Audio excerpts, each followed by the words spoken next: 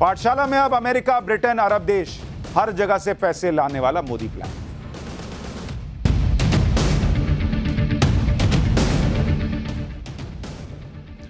भारत के लोग दुनिया के कोने कोने में बसे और जहां भी बसते हैं अपने टैलेंट से वहां नया मकाम हासिल करते हैं। ये भारतीय देश से दूर हैं, लेकिन भारत की आर्थिक ताकत का अहम हिस्सा है और ये बात प्रधानमंत्री नरेंद्र मोदी भी जानते हैं। साल 2022 में विदेशों में बसे भारतीयों ने भारत में रिकॉर्ड पैसे भेजे थे। आपको यकीन नहीं होगा, लेकिन जो भारतीयों ने विदेश में रहते हैं भारतीय, उन्होंने 8 लाख करोड़ रुपए भेजे। 8 लाख करोड़ रुपए भेजे भाई 2022 में। और पिछले साल के मुकाबले 2021 के मुकाबले 12% जो है वो जंप है रेमिटेंस रिसीव करने का। ये जो है 12% का जंप है पिछले साल के मुकाबले। और रेमिटेंस रिसीव जो विदेश से पैसा आ रहा है, जो भारतीय भेज रहे हैं, उसमें भारत की रैंकिंग क्या है? नंबर 1 रैंक है भारत का। यह रेमिटेंस भारत में होने वाले कुल विदेशी निवेश से भी ज्यादा है।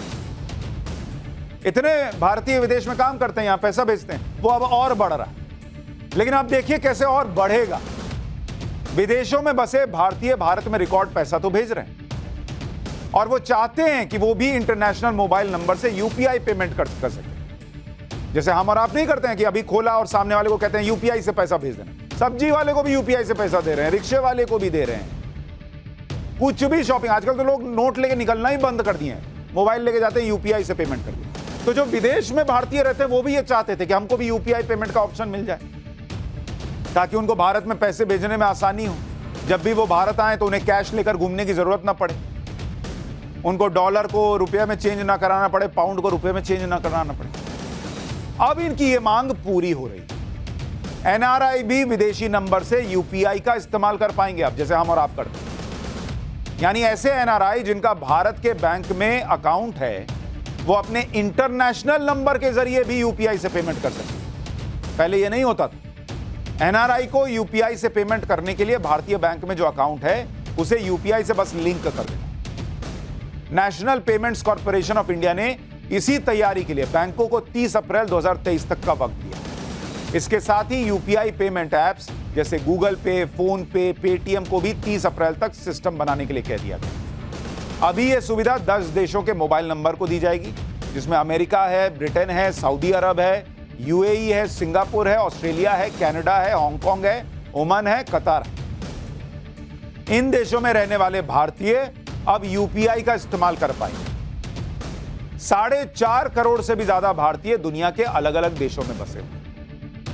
अभी तक यूपीआई आईडी के लिए आपके पास भारतीय फोन नंबर होना जरूरी होता था। इंटरनेशनल नंबर पर यूपीआई नहीं चलती थी।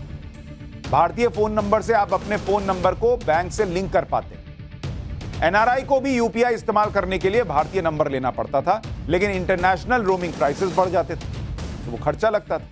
लेकिन अब ये झंझट खत्म हो जाएगा। इसके लिए विदेश में बसे भारतीयों को अपना एनआरई यानी नॉन रेजिडेंट एक्सटर्नल रूपी या NRO non resident ordinary account को अपने मोबाइल नंबर से बस लिंक करना है। विदेशों में बसे भारतीयों के लिए भारत के बैंक में 2 तरह के अकाउंट होते हैं। ये भी थोड़ा जान लीजिए। ये 2 तरह के अकाउंट क्या हैं? एक होता है एनआरई यानी नॉन रेजिडेंट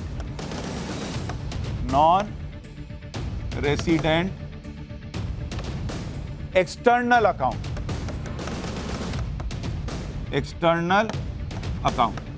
एक तो ये होता है, और दूसरा होता है एनआरओ। ये होता है जो विदेश में भारतीय रहते हैं। Non resident ordinary account.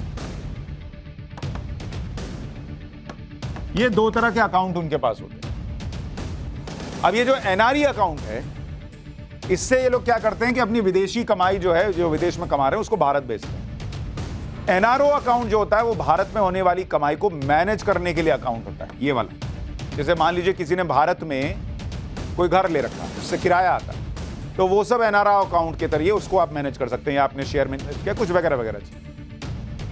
NRE account ब्याज जो होता है, इस पे जो ब्याज मिलता है, इसमें जो पैसा रखा उस पर ब्याज मिलेगा, ये टैक्स फ्री पैसा होता है, ब्याज का पैसा। लेकिन एनआरओ में जो पैसा होता है इस पर ब्याज देना पड़ता है, मतलब इसके ब्याज पर टैक्स देना पड़ता है। एनआरई अकाउंट, इसमें विदेशी करेंसी को जमा कर भारतीय करेंसी निकाल सकते हैं। जो एनआरओ अकाउंट है इसमें विदेशी और भारतीय दोनों करेंसी जमा कर सकते हैं, लेकिन निकाल सिर्फ भारतीय करेंसी सकते हैं। तो ये 2 अकाउंट से काम चलता है। अभी बिना यूपीआई पेमेंट की सुविधा के एनआरआई किस तरीके से भारत में पैसा भेजते हैं, कितनी फीस लगती है, एक बार में कितना पैसा भेज सकते हैं, वो भी आपको बताता हूं। अभी क्या है, उनके पास पहला तरीका तो है कि बैंक के जरिए मनी ट्रांसफर कर दिया। अपने बैंक अकाउंट से भारत में जिसे पैसे देने हैं उसके बैंक अकाउंट में पैसे भेज सकते हैं। इसे वायर ट्रांसफर कहते हैं। इस तरीके से पैसे भेजने में 48 घंटे का वक्त लगता है। इस तरीके में आपको विदेशी मुद्रा के बदले भारतीय करेंसी मिलती है, जिसके लिए बैंक का सर्विस चार्ज आपको देना पड़ता है और करेंसी एक्सचेंज रेट का खर्च पड़ता है। इसके अलावा अगर एनआरआई का भारत के बैंक में खाता है तो वो चेक या डिमांड ड्राफ्ट के जरिए भी पैसे भेज सकता है। अभी दूसरा तरीका है third party money transfer method. इसमें एनआरआई विदेश में स्थित मनी ट्रांसफर कंपनीज को विदेशी मुद्रा दे देता है। कंपनी उस विदेशी मुद्रा को भारतीय करेंसी में बदलती है और इसके लिए वो फीस ले लेती है। फिर भारत में आपको जिसे पैसे भेजने हैं उसे मनी ट्रांसफर कंपनी भारत में जो उसका ब्रांच है वहां जाके वो पैसा कलेक्ट कर लेता है। तीसरा तरीका है ऑनलाइन पेमेंट। एनआरआई भारत में ऑनलाइन मनी भेज सकते हैं, लेकिन ये थोड़ा महंगा पड़ता है, ये काफी महंगा पड़ता है, क्योंकि इसमें करेंसी एक्सचेंज रेट और सर्विस फीस काफी ज्यादा है।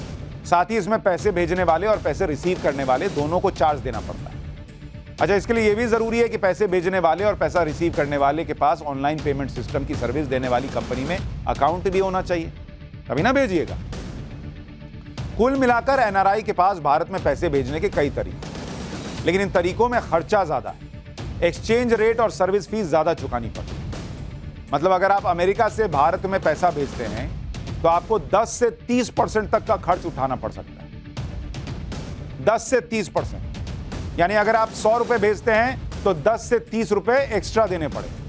यूपीआई के साथ पैसे भेजने में यह खर्च जो है वो कम है और इसीलिए बड़ा फायदा होगा, एनआरआईज को फायदा होगा। पहला फायदा तो यह है कि भाई एनआरआई भारत आएंगे तो वो यूपीआई के जरिए भारत में आसानी से पेमेंट कर सकते हैं। महंगा इंटरनेशनल कार्ड लेकर घूमने की जरूरत नहीं पड़ेगी। दूसरा कि यूपीआई के जरिए आप कभी भी कहीं भी पेमेंट कर सकते हैं, 24 घंटे 365 दिन। रियल टाइम पेमेंट होता है, 2 दिन 24 घंटे 48 घंटे, ये सब का झंझट ही नहीं है, वो खत्म हो गया। इसके अलावा जो पैसे भेजते हैं उन्हें पैसे भेजने वाले का अकाउंट दर्ज करना पड़ता है, फिर आईएफएससी कोड डालिए, ट्रांजैक्शन फेल हो जाता है। यूपीआई में ये सब दिक्कत नहीं। तो डिजिटल पेमेंट देश में बढ़ रही है और इसको लेकर जो है वो चीजें बढ़ रही हैं। अच्छा, ये भी है कि जब सुविधा हो जाएगी तो पैसा ज्यादा आएगा। जब यहां पैसा ज्यादा आएगा, जिनके पास पैसा आ रहा है वो पैसा भी इकोनॉमी में घूमेगा तो इकोनॉमी का भी फायदा होगा। तो ये सारी चीजें जो हैं वो होती चली।